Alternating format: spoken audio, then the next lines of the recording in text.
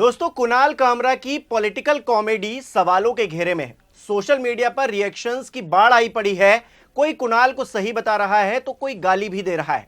लेकिन मैं इस वीडियो में सही गलत का तराजू लेकर नहीं आया हूं, बल्कि एक रिएक्शन पर बात करने आया हूं। रिएक्शन भी कोई छोटे मोटे शख्स ने नहीं दिया है।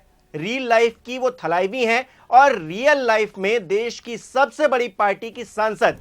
नाम है कंगना रनौत। अब वो किसी परिचय की मोहताज तो नहीं है, लेकिन यहां मैं आपको याद दिला दूं कि उनका विवादों से पुराना नाता रहा है, इसीलिए उन्हें कंट्रोवर्सी क्वीन भी कहा जाता है। हाल ही में उन्होंने कुणाल कामरा विवाद पर टिप्पणी करते हुए कहा कि बताइए, 2 मिनट की लोकप्रियता के लिए ये सब कर रहे हैं, समाज कहां जा रहा है। सुनिए क्या कह रही हैं कंगना रनौत।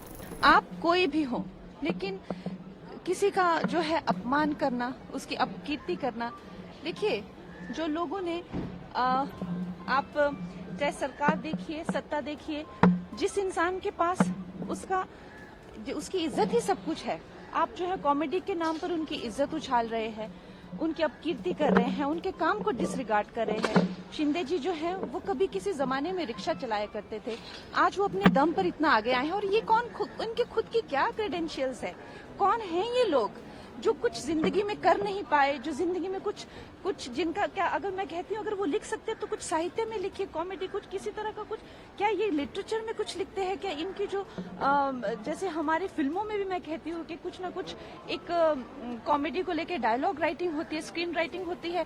गाली गलौज करना कॉमेडी के नाम पर, हमारे ग्रंथों का मजाक उड़ाना कॉमेडी के नाम पर, लोगों का मजाक उड़ाना, माताओं बहनों का मजाक उड़ाना। अभी आपने देखा किस तरह के ये इन्फ्लुएंसर्स आजकल खुद को कह रहे हैं। तो मैं कहती हूँ कि हमारा समाज कहाँ जाता जा रहा है। इन्फ्लुएंसर ये जो एक 2 मिनट की फेम के लिए कहाँ जाता जा रहा है, ये हमें सोचना है। और ये एक अच्छी बात है कि कहीं ना कहीं, जैसे फडणवीस जी ने भी कहा कि हमें कहीं ना कहीं एक रिस्पॉन्सिबिलिटी लेनी पड़ेगी। हम जो कह रहे हैं किसके बारे में, जब उसकी रेपरकशंस होती है, जब लीगली आपको पूछा जा सकता है, do you stand by that. एक बड़ी फेमस कहावत है, सूप बोले तो बोले, छलनी क्या बोले, जिसमें 72 छेद। कंगना रनौत 2 मिनट की लोकप्रियता की बातें कर रही हैं, जबकि उनका इतिहास ऐसे विवादों से पटा पड़ा है। आज से नहीं, जब वो सियासी दुनिया में आई भी नहीं थी, उन्होंने कदम भी नहीं रखा था, तब से वो कंट्रोवर्सी खेल रही हैं। लेकिन आज ज्ञान की बातें करती हैं। गूगल पर जाइए, उनके जो पिछला इतिहास है उसको जाकर आप आसानी से एक्सेस कर सकते हैं। आज कंगना उसी शिवसेना के पक्ष में खड़ी होकर बोल रही है जिसके खिलाफ उन्होंने एक वक्त मोर्चा खोल रखा था। जी हां, याद कीजिए जब बीएमसी ने कंगना का ऑफिस तोड़ दिया था, खूब बवाल हुआ था। उस वक्त शिवसेना पूरी तरह से उद्धव के हाथ में हुआ करती थी। उस शिवसेना का हिस्सा आज के उप मुख्यमंत्री यानी कि एकनाथ शिंदे भी थे, जिनकी वकालत आज कंगना रनौत कर रही हैं।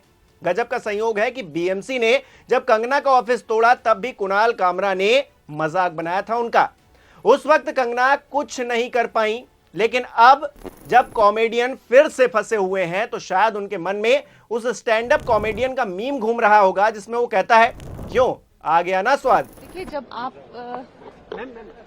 आप कोई भी हो, चाहे आप उसकी बात से अग्री करें चाहे नहीं करें, जिस तरह से वो मजाक उड़ा रहे थे मेरा, और कहीं ना कहीं उस जो मेरे साथ हादसा किया गया था इलीगली, उसका मजाक उड़ा रहे थे, तो आई थिंक कहीं ना कहीं मैं उस हादसे को इस हादसे से बिल्कुल नहीं जोड़ूंगी, क्योंकि वो एक इलीगल था जो काम किया था, ये जो है लीगली। खैर, व्यक्तिगत परेशानियां हो सकती हैं, किसी को किसी की बात अच्छी नहीं लग सकती है या लग भी सकती है। इसके लिए क्या किया जाए?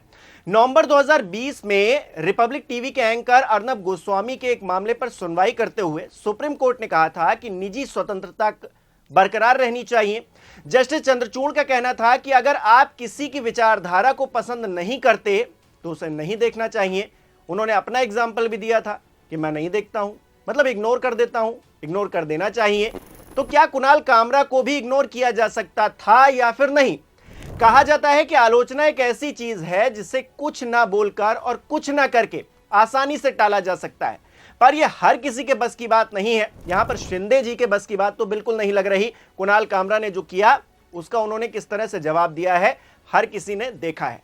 नए दौर में बदलता भारत और इस नए भारत के नए नेता जिनके अंदर सहनशक्ति की घनघोर कमी है, वैसे यहां हम किसी का पक्ष नहीं ले रहे हैं। रणबीर इलाहाबादिया, समय रैना सरीखे लोग भी हैं ये भी अपने आप को कॉमेडियन कहते हैं, लेकिन समाज को एक कचरा परोस रहे हैं। सियासी तौर पर देखा जाए कि कुणाल कामरा ने भी क्या कचरा परोसा है हम लोगों के सामने? आप खुद बताइए हमें कमेंट करके।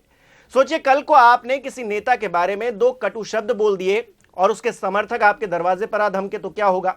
एक वक्त ऐसा आएगा जब लोग डर की वजह से बोलना ही बंद कर देंगे, सब शांत हो जाएंगे। तो क्या देश की जीडीपी आसमान छूने लगेगी? क्या सबको रोजगार मिलने लगेगा? कोई गरीब नहीं रहेगा देश के अंदर, कोई भूखे पेट नहीं सोएगा?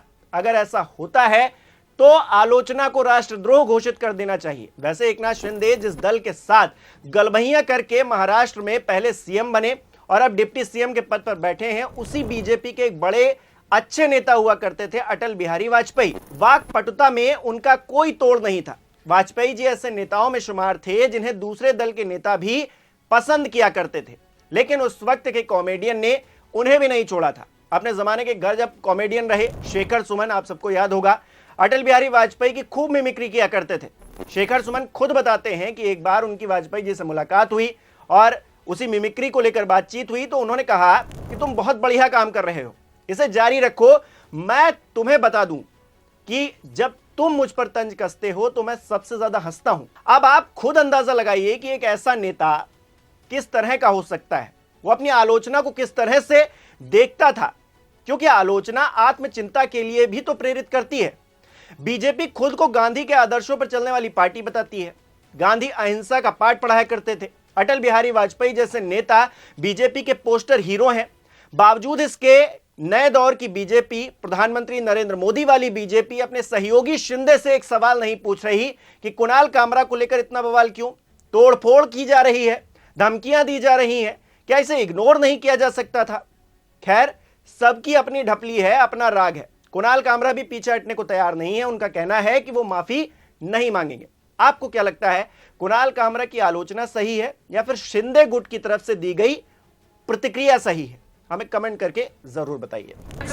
सवाल यही है कि कल जो कुणाल कामरा की क्लिप मैंने देखी, ये सब आंदोलन के बाद देखी, ये तोड़फोड़ के बाद देखी, सवाल यही मन में उठता है कि कब एकनाथ शिंदे के कार्यकर्ताओं ने भी तय किया कि गद्दार और चोर यानी एकनाथ शिंदे है।